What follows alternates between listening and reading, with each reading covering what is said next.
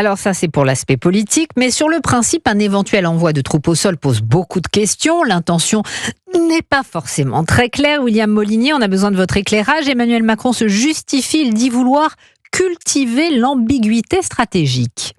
Oui, cette stratégie est assumée par le chef de l'État, des propos jugés pour le moins offensifs. Emmanuel Macron a appelé hier soir à un sursaut face au durcissement de la Russie.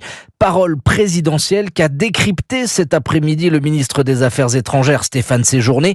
Il répondait aux députés de l'Assemblée nationale. Nous devons envisager de nouvelles actions de soutien à l'Ukraine. Celles-ci doivent répondre à des besoins très précis.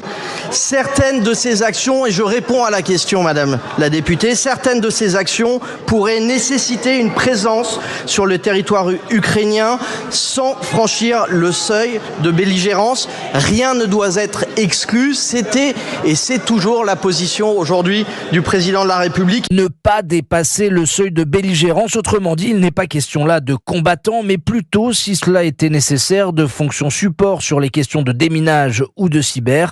De son côté, le Kremlin a réagi dans la journée. Voici les termes de la réponse russe. Envoyer des troupes en Ukraine ne serait pas dans l'intérêt des Occidentaux. Fin de citation.